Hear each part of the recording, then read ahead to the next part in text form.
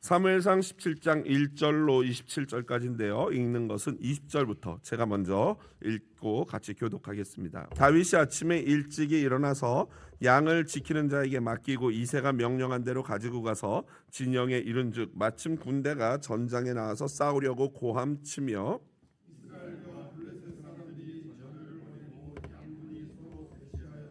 다윗이 자기의 짐을 짐 지키는 자의 손에 맡기고 군대로 달려가서 형들에게 문안하고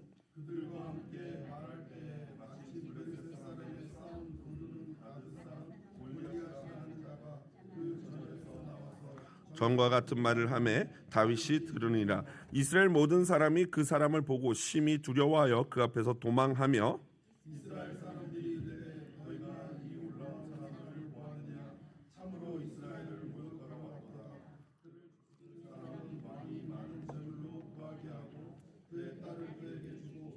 그 아버지의 집을 다윗이 곁에 서 있는 사람들에게 말하여 이르되 이 블레셋 사람을 죽여 이스라엘의 치욕을 제거하는 사람에게는 어떠한 대우를 하겠느냐. 이 할례 받지 않은 블레셋 사람이 누구이기에 살아계시는 하나님의 군대를 모욕하겠느냐. 백성이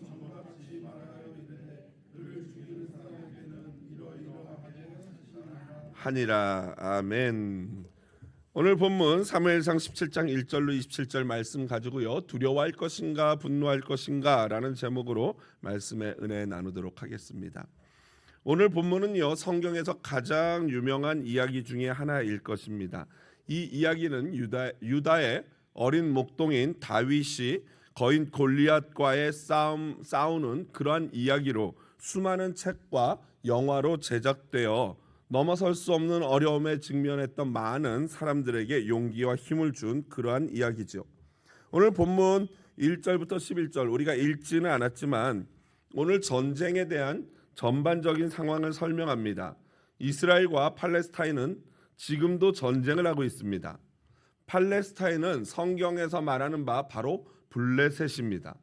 그리고 학자들은 이 블레셋의 시작을 이 지중해 건너편 그리스에서 아주 오래전에 건너온 사람들이라고 봅니다. 그러므로 이 이스라엘과 블레셋의 전투는요, 더 아주 오래전 사사시대부터 시작되었기 때문에 지금까지 수천 년이나 이어져 온 전투다라고 전쟁이다라고 할 수 있습니다.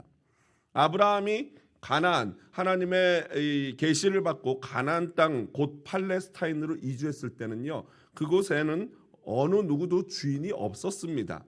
왜냐하면 그때 당시에는 국가 시대가 아니라 바로 부족 시대였기 때문입니다. 점점 그 이후에 국가가 형성이 되면서 이 가나안 정복과 사사 시대를 거치면서 분쟁이 생겨났죠. 그 땅에 대한 분쟁이 생겨났습니다. 그리고 삼손이 이 사사기에서 보면 삼손이 적진 한복판에 들어가서 유흥을 즐겼던 장면이 나오는데 사사기 16장 1절에 보면 그 지역이 바로 가사다라고 나옵니다. 그리고 가사라는 지역은 바로 오늘날 그 하마스와 이스라엘이 분쟁하고 있는 바로 지중해와 맞붙어 있는 가자 지구가 바로 이 옛날에 가사였던 곳입니다. 또 예전에도 가자라고 불렀던 것을 한국말로 가사라고 번역을 했던 것이죠. 그들의 분쟁은요, 다윗 왕 시대에 가서 일단락됩니다. 다윗이 승리함으로 말미암아 이스라엘이 이기게 되었죠. 하지만 이스라엘 백성들이 왕정 시대 들어오면서 하나님의 명령을 어기고 결국에는 바벨론의 심판을 받죠. 북이스라엘은 아수르 심판, 남유다는 바벨론의 심판을 받아서 나라가 없어집니다. 그리고 나서 나라가 사라지고 영토를 빼앗긴 이스라엘은 수천 년 동안 이 온 세계를 헤매는 그러한 민족이 되었습니다. 그때 바로 지금의 이 가나안 지역, 팔레스타인 지역을 이 가나안 사람들이 차지했던 것입니다. 그리고 1948년 이스라엘은 기적적으로 그 국가가 다시 재건하게 됩니다. 그래서 오늘날 그 이 1948년에 다시 없었던 나라 이스라엘 그 지역에 흩어져 있던 디아스포라 이스라엘 사람들이 다시 모여들면서 이스라엘이라는 자그마한 나라가 다시 생겨나고 그러면서 중동의 갈등이 심화되기 시작합니다. 사실 그런데 이 갈등은요, 그 당시 그쪽 땅을 지배하고 있었던 유럽, 특별히 영국이 국제 정세 속에서 이거를 이쪽 편 들기도 그렇고 저쪽 편 들기도 그래요. 왜냐하면 이미 그들한테 뭐 받은 게 있거든요.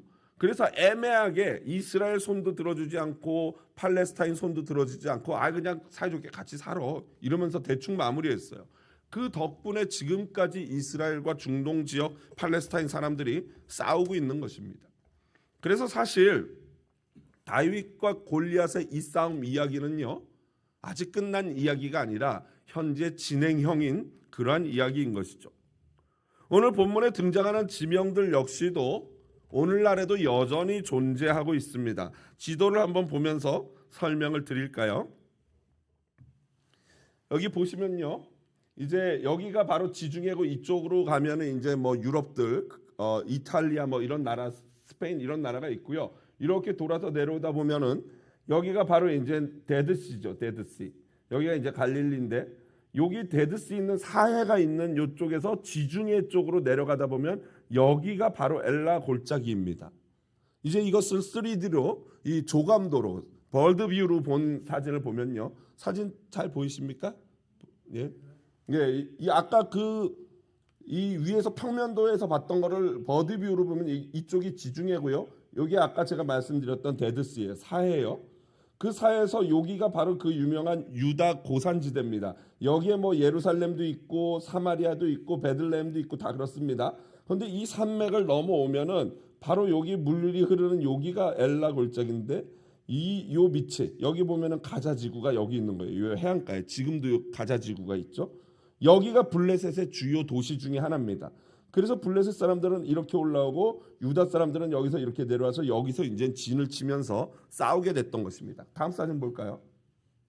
이게 오늘날에도 아까 봤던 여기가 바로 엘라 골짜기예요. 여기가 골짜기로 하니까 여러분 이렇게 생긴 거 생각하셨죠? 그런데 이 골짜기는 바로 이제 요 산들이 있고 요 사이 와디, 이 간헐천이라 그러죠. 비가 많이 올 때는 이 강이 되는 그러한 지형적인 장소가 바로 이 와디인데 여기가 평평하게 모래가 쌓이는 사구다 보니까 여기서 고대에는 전투를 많이 벌였습니다. 이걸 좀 더 이제 지명 표시된 사진으로 보면요, 방금 봤던 이 엘라 골짜기 와디, 그리고 여기가 바로 이제 사울의 캠프가 있었던 곳이고요.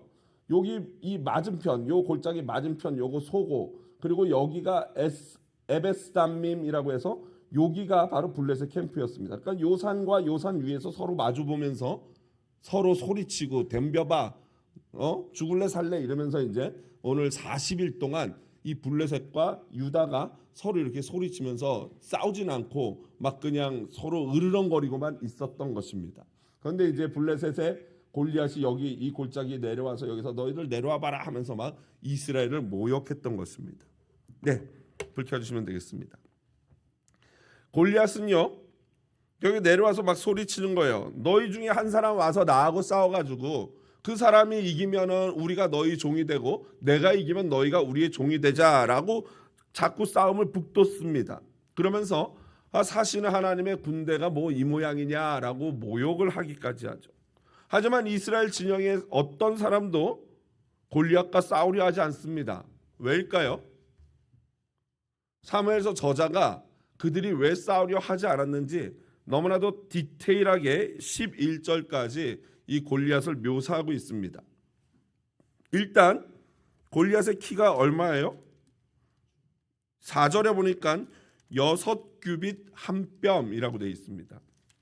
이 규빗은요, 이 고대 이 성경에 보면은 고대 구약에서 길이를 측정하는 단위예요. 그래서 보면은 이 노아의 방주가 300규빗이라고 나오거든요.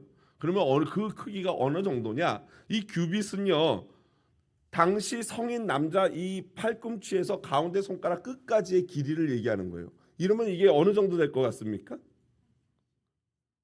사람마다 다르겠죠. 어떤 큰 사람은 길 거고 작은 사람은 짧을 거고. 제가 그래서 궁금해서 제 손을 재봤어요. 그랬더니 18.7인치. 18.7인치. 이게 어느 정도냐면요, 한 47.5 정도 되는 거예요. 저는 딱 평균이에요. 이 성경에 나오는 규빗은 오늘날로 센티미터로 환산하면 45cm 일반적으로 그렇게 보기도 하고요. 그러나 좀 큰 사람의 규빗은 50cm까지도 봐요. 그런데 제가 딱 얼마라고요? 그 중간 47.5. 역시 저는 스탠다드 평균이에요. 스탠다드. 그래서 이거를 45로 계산하거나 50cm로 계산하면 차이가 좀 나겠죠. 그래서 만약에 작은 큐비 45로 해서 계산을 하면 골리앗은요 2m 80 정도가 넘습니다. 그리고 큰 큐빗으로 하면요 3m 15cm가 돼요. 10풋이에요. 10풋. 3m 15면 어느 정도냐면요. 오늘 이제 가시면서 보세요. 주차장에 나가서 농구 골대를 보세요. 농구 골대 림 높이가 딱 3m 15예요. 그러니까 골리앗의 키가 농구 림에 덩크가 필요 없어요. 그냥 이렇게 그냥 넣으면 되는 사람이에요. 머리가 다요, 머리가. 여러분 이런 사람이랑 싸우고 싶습니까? 아무도 없을 거예요. 우리 유도 선수였던 우리 한 집사님도 싸우고 싶지 않을 거예요. 뭐 제가 가만히 생각해보니까 제가 딱 골리앗 반보다 약간 큰 것 같아요. 거기다가 그는 온갖 몸을 온갖 무기와 갑옷으로 중무장을 했어요. 노트구와 비늘 갑옷을 입었는데 그 무게만 5,000세겔, 노스로 5,000세겔이래요. 그래서 그 무게가 얼마인지 환산을 해봤더니 60kg, 132lb. 이 중에 자매님들은 거의 이 정도 될 거예요. 그러니까 골리앗이 전쟁하러 나왔는데 여러분 같은 분 한 분씩 업고 나온 셈이에요. 그 다음에 다리를 보호하는 각반을 차고 있고 창을 어디다 꽂았냐면 이 등 어깨와 어깨 사이 등 뒤 가운데다 딱 꽂아놨어요. 아마 창집이 있었겠죠. 그래서 꺼내서 바로 이렇게 던지는 거죠. 그런데 그 창의 길이가 배틀채처럼 길었고 그 창날 그 앞에 있는 쇠로 된 날의 무게만 600세겔, 철 600세겔이라고 해요. 이게 어느 정도 무게냐면 7kg이에요. 여러분 이게 얼마나 대단한 건지 아시려면 집에 가서 아령 5kg짜리를 여러분 힘껏 던져보세요. 얼만큼 던질 수 있는지. 고작해야 한번 10m 5kg 던지면 10m밖에 안 나갈 거예요. 여성분들은. 그런데 골리앗은 그걸 창으로 쓰는 거예요. 그거를 어마어마하게 던진다는 힘이 있다는 거죠. 그러니 누가 이런 사람과 싸우고 싶겠습니까? 도저히 이길 수 없어요. 그런데 아까 제가 말씀드렸죠. 이 골리앗과 다윗의 싸움은 지금도 진행형, 현재 진행형이라고. 지난 한 주간 여러분의 삶 속에서 어떤 골리앗과 싸우다 오셨습니까? 맞닥뜨렸습니까? 도저히 이길 수 없을 것 같은 골리앗에 대해서 저와 여러분은 또 어떻게 반응했습니까?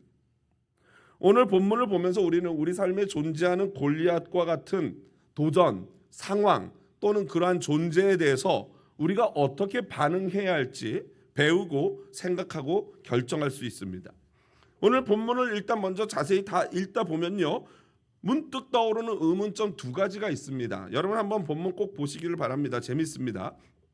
먼저 이렇게 골리앗이 40일 동안 너희 다 나와 나랑 싸우자 막 이럴 때 과연 그 용감한 요나단은 어디 있었을까요? 요나단이 보이지 않아요. 평소에 요나단이라면 여러분 어떻게 할 것 같습니까? 말리지 마. 나 저 녀석 죽일 거야. 말리지 마. 이럴 거 아닙니까? 그런데 요나단이 지금 어디 있는 것일까요? 제가 그래서 생각해 봤어요. 요나단이 코로나19에 걸렸구나. 그래서 이게 나올 수가 없구나 도저히. 여러분 코로나19 걸리시면 얼마나 힘든 용사고 먹을 필요 없어요. 그거 걸리면 끝이에요. 그냥 한 일주일 2주를 제 컨디션이 아니죠. 그 2주 동안 그랬다고 해요. 그런데 골리앗이 소리친 날은 며칠이에요? 40일이나 돼요. 40일. 그러면 감기 걸렸다가도 한 2번은 낫겠죠. 그러면 도대체 이 요나단 장군은 어디를 가셨을까? 아마도 아버지 사울이 요나단을 아껴서 나가지 못하게 했을 수도 있어요. 너 나가면 죽어. 안 돼. 가지 마. 그래도 또 아들에 대한 마음은 있으니까요. 그럴 가능성이 있어요. 하지만 여하튼 이게 풀리지 않아요. 나중에 다윗이 골리앗을 죽이고 나면 그때 요나단이 이제 등장하면서 다윗을 막 사랑하게 됩니다. 다른 하나는요. 지난주에 봤던 16장에 보면은 사울이 이미 다윗을 만났고 다윗을 자기의 무기든 자로 삼지 않았습니까? 그런데 오늘 17장 보고 다음 주, 다다음 주 이렇게 17장 하반절을 가보면요. 이 사울이 마치 다윗을 처음 본 사람처럼 대해요. 그래서 이거에 대해서 이게 도대체 어떻게 된 일이지? 그래서 어떤 학자들은요. 거 봐라. 이 성경이 이렇게 짜집기한 거야. 몇몇 자료들 모아가지고 짜집기 하다 보니까 이런 실수가 생긴 거야 라고 말하는 사람들도 있어요. 하지만 그렇지는 않죠. 이 부분은 아마도 사무엘서 저자가 적어도 이 부분만큼은 정확한 시간적인 순서로 기록하지는 않고 있다라고 보여집니다. 여러분 복음서도 보면요, 다 연대기적으로 기록하지 않고 있어요. 무슨 말씀인지 아시죠?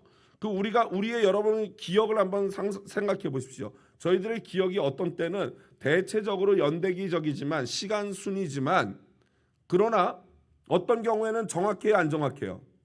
안 정확할 때 있죠. 이게 내가 몇 살 때 있었던 거지, 이게 먼저인지 저게 먼저인지, 바로 그거와 비슷한 거예요. 어쨌든 또한 어떻게 보면은 사울이 다윗에 대해서 완전히 제대로 정확하게 기억하지 못했을 수도 있죠. 왜냐하면 왕이고 단 하나의 어린 목동이, 하프키는 목동이기 때문에 저 녀석 참 괜찮네, 귀하네 저 녀석, 오케이, 이 정도로 기억했을 수도 있어요. 뭐 사실 이 설명은 그리 저에게도 뭐 탐탁지는 않아요. 사람의 기억력이 바보가 아닌 이상 어떻게 모를 수가 있겠습니까? 이 정도 같이 지냈으면 알겠죠. 여하튼 이거 역시도 제대로 풀리지 않아요. 어쨌든 중요한 건 이 두 가지 문제를 그냥 성경에는 완전히 풀 수 없는 것들이 종종 있으니까 그렇다 치고 오늘 본문으로 다시 돌아가 보면요, 이스라엘과 사울 왕과 이스라엘 모든 사람이 40일 주야를 골리앗의 모욕적인 언사와 협박을 들었어요. 그 결과가 무엇일까요?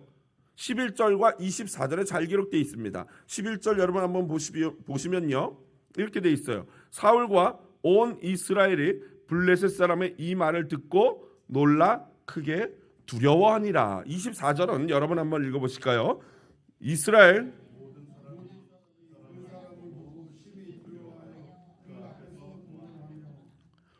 놀랐다에 해당하는 히브리어가 하타트인데요, 파괴되다 또는 부서지다라는 거예요. 그들이 골리앗의 소리를 들으면서 마음이 어떻게 됐어요? 부서져 버린 거예요. 마음이 파괴됐어요. 뻥 터져버린 거예요. 그 다음 두려워하다에 해당하는 히브리어는 야레인데요, 경외하다, 엄위하다라는 뜻이에요. 그러니까 이들이 골리앗의 그 기골이 장대한 모습을 보고는 골리앗을 경배하게 된 거예요. 두려워한다는 게 경배하는 거거든요. 완전히 그 골리앗에게 압도당한 상태죠. 듣고 보고 40일 동안 골리앗을 보고 골리앗의 음성을 듣고는 이스라엘은 완전하게 공포와 두려움에 사로잡혀 버린 것입니다. 여러분 사울도 키가 크고 외모가 뛰어난 사람이었죠. 그런데 그보다 더 크고 더 힘센 사람을 만나니 어때요? 두려움을 느끼게 되는 거예요. 여러분 그래서 이게 눈에 보여지는 것이 전부가 아닌 것이라는 거죠. 나보다 이쁜 줄 알고 막 자랑했는데 나보다 더 이쁜 여자 만나면 어떻게 돼요? 음에 기죽어 이렇게 되는 거죠. 거기에다가 포인트를 두면은 나보다 더 이쁜 여자 만나면 기죽는 거예요. 그러니 지혜자의 말처럼 잠언 31장 30절 같이 한번 자매님들만 더 큰 목소리로 읽어볼까요? 같이 읽어보겠습니다. 고운 것도 거짓되고 아름다운 것도 헛될 뿐입니다. 아멘. 그러니까 여러분 거기에 너무 집착하지 마십시오. 문제는 이스라엘 사람과 사울이 골리앗의 말과 외모에 눈과 귀가 완전히 집착된 거예요. 거기에 빠져버린 거예요. 사람은요, 무엇을 생각하는지가 어떤 사람이 될지를 결정한다고 말합니다. 사람은 이 무엇을 생각하는지가 내가 어떤 사람이 될지를 결정한대요. 이게 소위 심리학에서 말하는 인지의 법칙이에요. 인지의 법칙. 내가 생각하는 그게 내가 되는 거예요. 그래서 카일 아이들먼이라는 제가 좋아하는 목사님이 그리스도인의 생각 사용법이라는 책에서 다음과 같이 말합니다. 굉장히 중요해요. 이 책 좋습니다. 같이 한번 읽어볼까요? 무엇을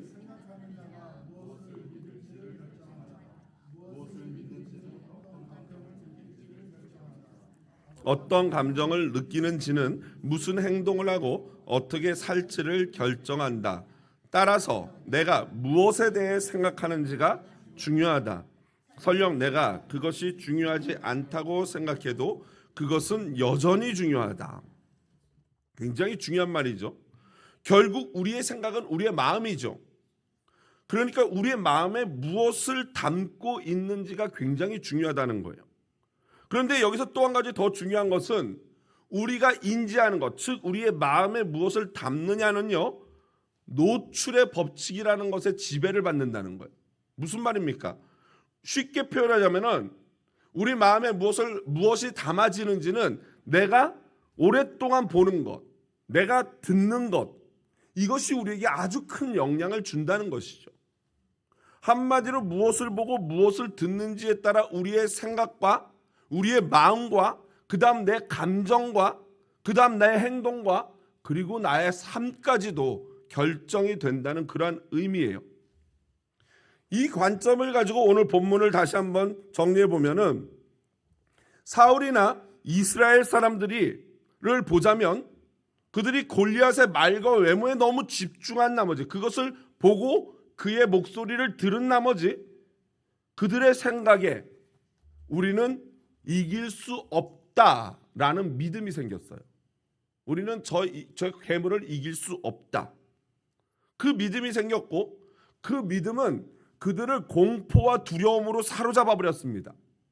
그래서 그들은 골리앗 앞에서 도망치는 행동을 하죠. 그리고 그 결과는 뭐예요?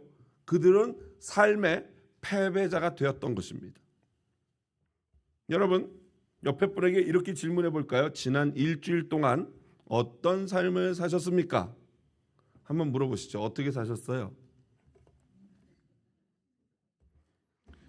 여러분, 혹시 잘못된 감정을 느끼지는 않았습니까? 무엇을 믿었습니까? 그리고 무슨 생각을 하셨습니까? 도대체 어떤 말을 듣고 무엇을 보았기에 그런 생각과 그런 믿음과 그런 감정과 그리고 마지막 그런 행동까지 나온 것일까요? 여러분, 귀는요 마음으로 가는 길이래요. 귀는 마음으로 가는 길이래요. 그리고 또한 많은 것들이 우리의 눈을 통해서 마음으로 쏟아져 들어온대요. 그러니까 무슨 하수도 같은 거죠. 우리 눈을 통해서 마음으로 뭐가 쑥쑥 들어오니까요. 그래서 우리가 듣는 것과 보는 것을 조심해야 하는 것입니다. 여러분, 소화가 될 것 같지 않은 것은 먹으면 됩니까? 안 됩니까? 돌멩이를 먹는 사람이 있습니까? 먹으면 소화가 안 되죠. 큰일 나죠. 그렇듯 만일 내가 이거 들어서는 감당될 것 같지 않다, 내가 이거 보면 감당할 수 없을 것 같다 할 때는 어떻게 해야 돼요? 듣지 말고 보지 말아야 하는 것입니다. 지혜자는 우리에게 다음과 같이 경고합니다. 잠언 4장 23절 같이 한번 읽어보겠습니다.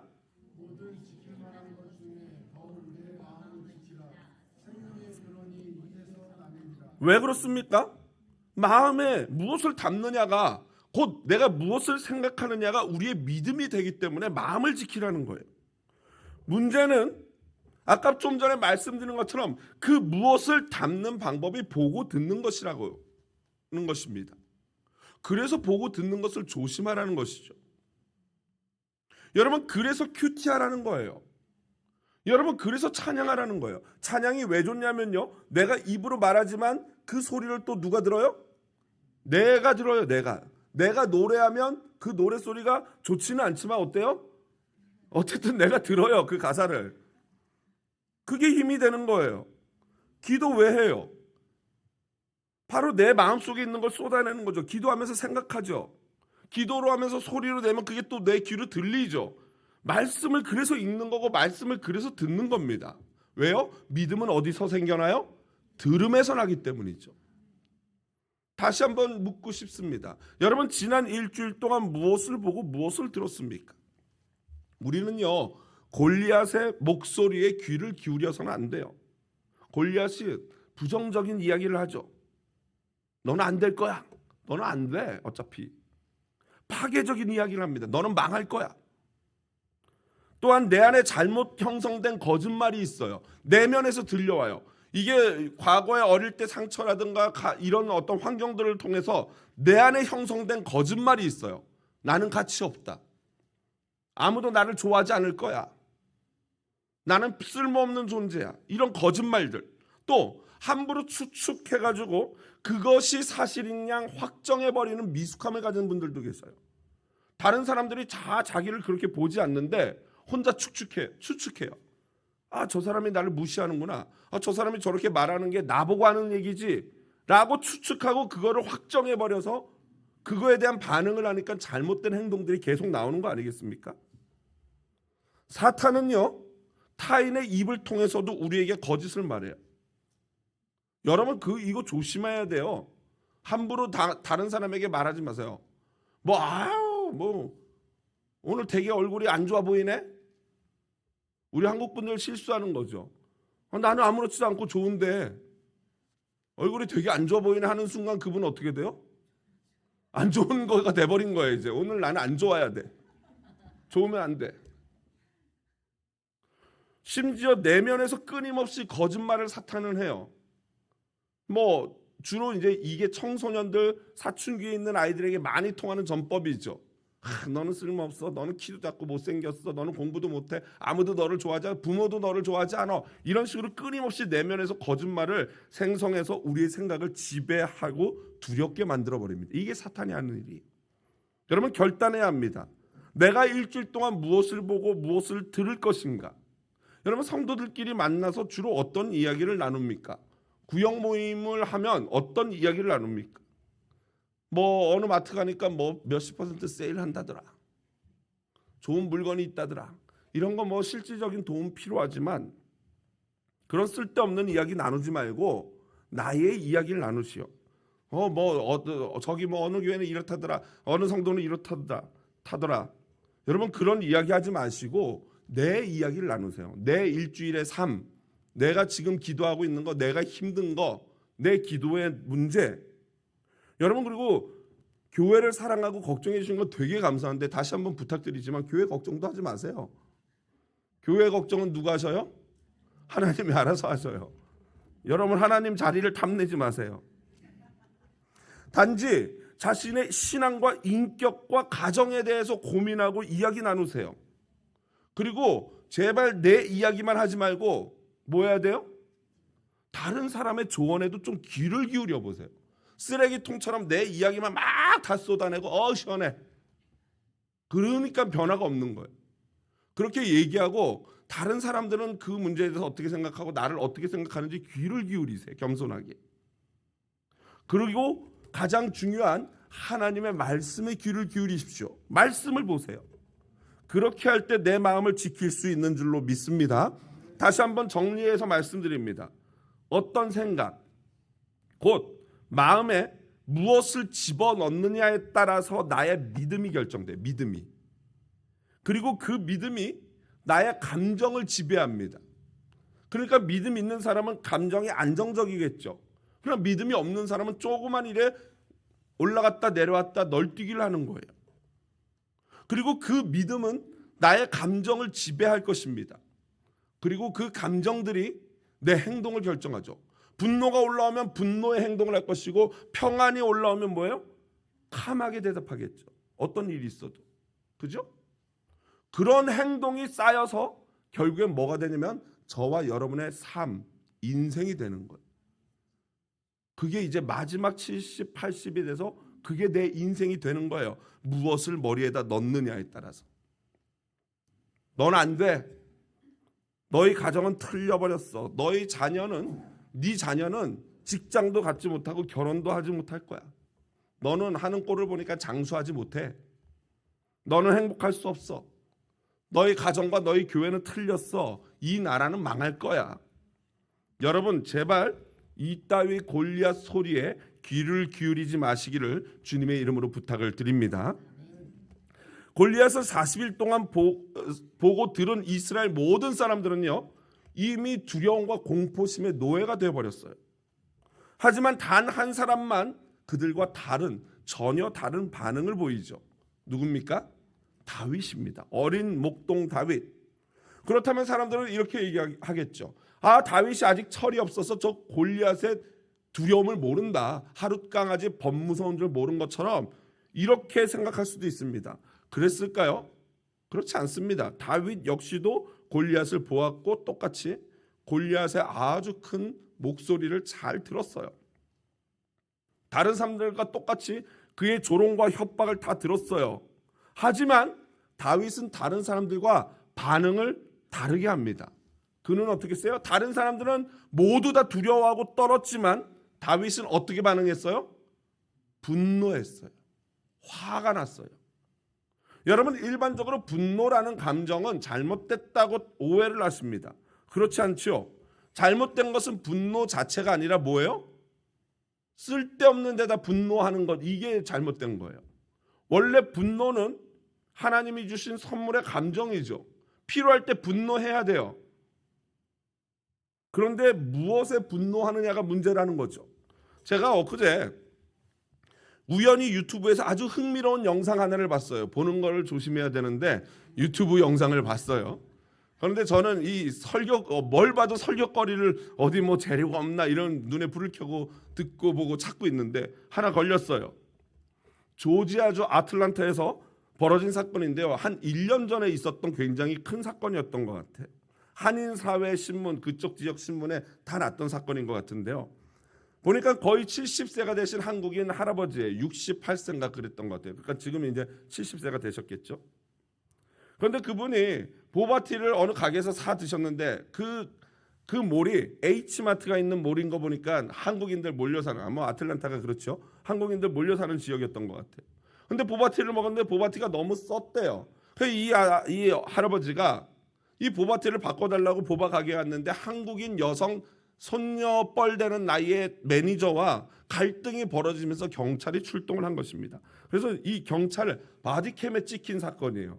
경찰들의 사건의 전모가 이래요. 그 아저씨가 보바가 너무 쓰다고 환불 또는 새로운 보바를 받기 위해서 가게를 찾아왔고요. 그런데 문제는 여러분 미국 뭐 가게들 아시다시피 그냥 하면은 묻지도 않고 그냥 바꿔주거나 환불해주지 않습니까? 근데 이 아저씨의 문제는 뭐냐면요. 그 매니저에게 이거 써서 못 먹겠다고 먹어봐 한 거예요. 근데 여러분 자기가 먹던 걸 누가 먹어요 그거를. 아니 왜 먹어봐야 돼요. 그렇죠? 근데 이 아저씨가 먹어봐 했는데 아니 난 먹고 싶지 않아요 라고 거절했다고 이분이 화가 난 거예요. 그래서 그 아가씨에게 이 보바를 들고 이렇게 2번이나 던질 신용을 했던 거죠. 여러분 미국에서는 이런 거 폭행 아닙니까? 미국에서는.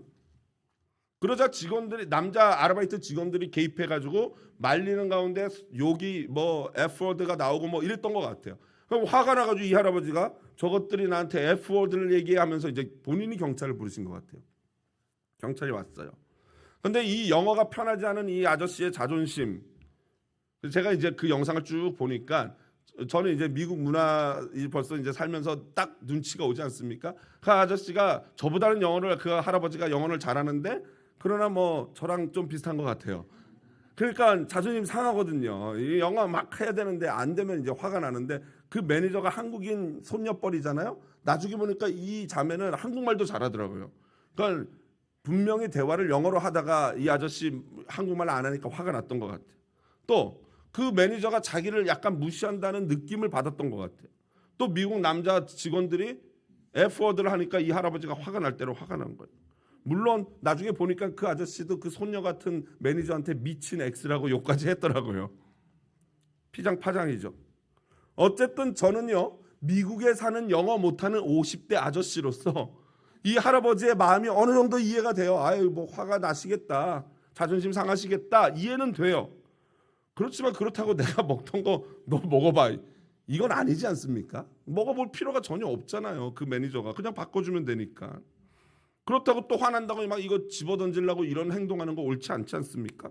결국 출동한 경찰이 정확하게 문제를 얘기해줘요. 예의가 없다, 예의가 없거나 욕을 하거나 감정을 상하게 하거나 이거는 문제가 없다는 거예요. 그런데 당신이 난동을 부리고 이걸 집어던지려는 것은 폭행죄에 해당한다고, 그 어른스럽지 못한 거는 처벌받을 수 있다고 조심하라고 그렇게 얘기를 해주는 거예요.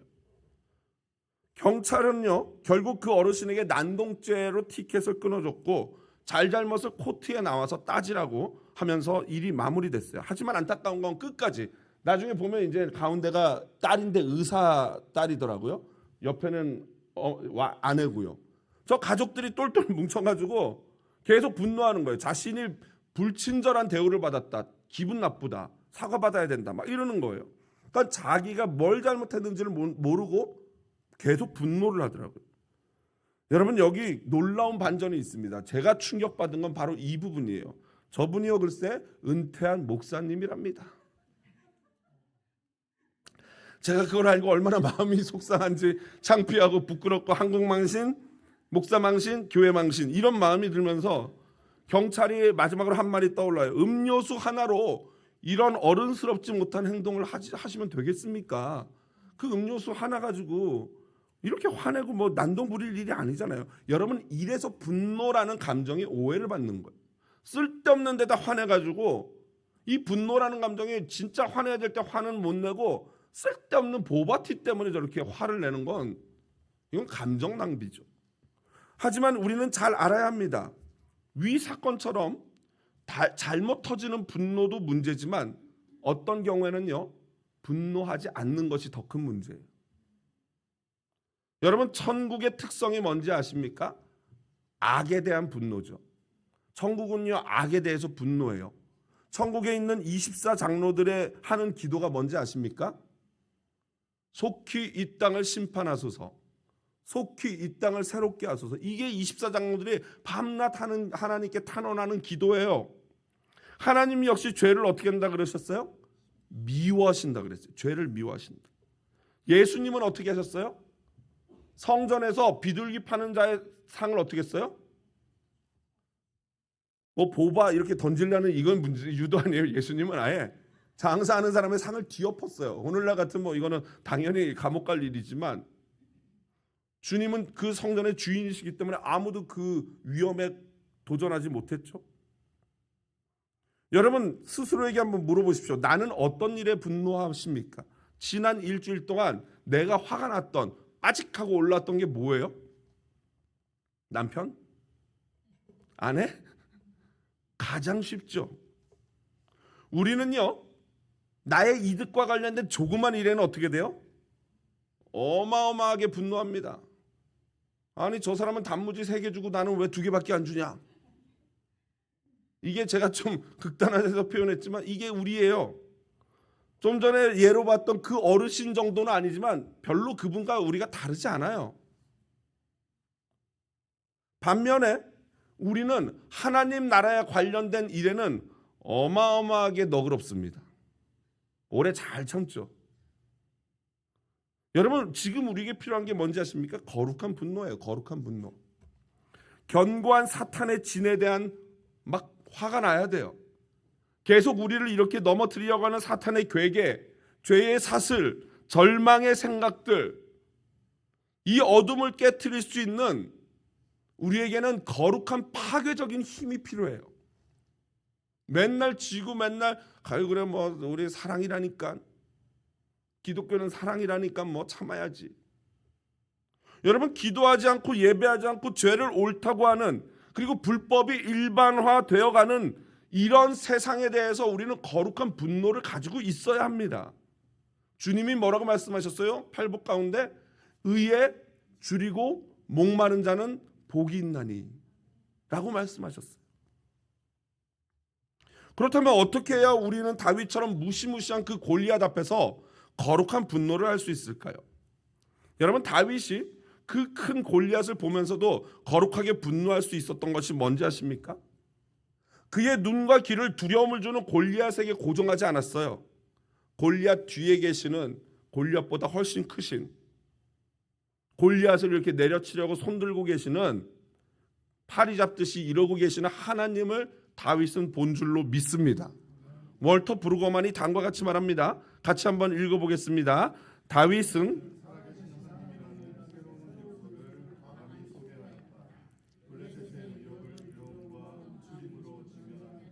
이스라엘은 하나님께서는 이 전쟁과 무관하신 것처럼 행동하였다. 그러나 다윗은 되도록 내버려둘 사람이 아니었다. 다윗에게는 전쟁은 물론 여타의 모든 것까지 살아계신 하나님의 통치를 벗어나서 평가한다는 것은 생각할 수도 없는 일이었다. 아멘. 여러분 사울을 비롯하여 이스라엘 모든 사람의 눈과 귀가 두려움을 주는 골리앗의 외모와 목소리에 함몰되었다면은 다윗의 눈과 귀는요 살아계신 만군의 여호와께 고정되었던 것입니다. 그렇습니다. 사람은 외모를 봅니다. 보는 것, 듣는 것은요. 보는 것, 듣는 것은 이 사무엘서에 계속해서 면면이 흐르고 있는 주제예요. 굉장히 중요한 주제예요. 여러분, 다윗은요 등장 인물 중 유일하게 골리앗 뒤에 있는 그를 치시려고 하시는 하나님의 손을 볼 수 있는 사람이었습니다. 여러분, 이 시각을 다른 말로 뭐라고 하시는지 아십니까? 바로 믿음이라고 합니다. 이것을 믿음이라고 부르는 거예요. 사울과 다윗의 형 엘리야, 모든 이스라엘 사람들과 다윗은요 같은 객관적인 사실, 엘라 골짜기에 있는 사실을 똑같이 봤어요. 골리앗이라는 사실을 다윗이 못 본 게 아니에요. 똑같이 그 사실을 보고 있어요. 그런데 사울과 엘리압과 이스라엘 모든 사람들과 다윗은 그것을 완전히 다르게 해석했죠. 그들은 골리앗의 크기와 힘에 감명을 받고 그것을 경배했다면 다윗은 하나님과 옳은 것에 주목했던 것입니다. 무엇이 옳으냐? 무엇이 하나님 편이냐에 주목했던 것입니다. 그래서 그는 거룩하게 분노할 수 있었던 것입니다. 말씀을 정리합니다. 본문은요 사실 골리앗과 다윗의 이야기가 아니죠. 본문은 골리앗이라는 객관적인 사실을 바라보는 객관적인 위험, 객관적인 도전, 그 두려움을 대하는 다윗 같은 사람 또는 사울과 모든 이스라엘 같은 사람, 이 두 부류를 비교하여 보여주는 이야기입니다. 결국 골리앗을 앞에 둔 성도가 어떻게 그 골리앗을 대하며 하나님과 관계를 이어갈 것인지를 보여주는 이야기가 바로 다윗과 골리앗의 이야기인 것이죠. 여러분, 다윗에게 있어서 골리앗은요 군사적인 문제가 아니었어요. 다윗에게 있어서 골리앗은 신학적인 문제였습니다. 무슨 말입니까? 다시 말해서 전쟁이 다윗의 개념에는 전쟁이라는 것이 하나님께 속했기 때문에 하나님의 살아계신 하나님을 모욕하는 이 골리앗은 문제가 돼요? 문제가 안 돼요? 아무 문제가 안 되는 존재예요. 하나님을 모욕하니까 그 골리앗의 적은 누구예요? 하나님이 되는 거죠. 그러면 누가 이겨요? 당연히 하나님이 이기죠. 이게 다윗의 신학인 거예요. 군사적으로 보면 골리앗이 이기죠. 그러나 신학적으로 보면 골리앗은 아무 문제가 아니었던 것입니다. 여러분, 골리앗만 보는 사람은요 매일 불안합니다. 여러분, 골리앗만 보는 사람은요 매일 두렵습니다. 그래서 그 사람은요 만나는 사람마다 걱정거리를 전파해요. 아, 이렇다 저렇다, 이렇다 이럴 수, 아우 저는 문제다. 하지만 다윗처럼 이미 골리앗을 때려잡으려고 손을 높이 들고 계시는 하나님을 보는 사람은 골리앗이라는 큰 두려움을 충분히 넘어설 수 있는 줄로 믿습니다. 이게 믿음이에요. 그러므로 여러분, 우리는 우리의 눈을 열어달라고 기도해야 할 줄로 믿습니다. 골리앗만 보는 인간적이고 세상적인 눈만 열려있는 사람이 아니라 골리앗을 치려고 손들고 계시는 그 살아계신 하나님, 나의 아버지를 볼 수 있는 믿음의 눈을 열어주십시오 라고 기도해야 할 줄로 믿습니다. 그리하여 다윗처럼 우리 역시도 거룩한 분노를 해야 합니다. 비록 눈에 보이는 골리앗이 크다 하여도 우리 하나님은 그보다 훨씬 큰 분인 줄로 믿습니다. 골리앗이나 다른 사람, 그리고 심지어 내 자신, 내 안에 있는 연약함을 보지 말고 크신 하나님께 눈을 고정하십시오. 승리의 이야기는 그렇게 써내려가는 것입니다. 오늘도 우리의 시선이 예수께 고정되어 날마다 승리의 이야기를 기록하고 승리의 노래를 하는 주님의 거룩한 자녀들 되시기를 주님의 이름으로 축복드립니다.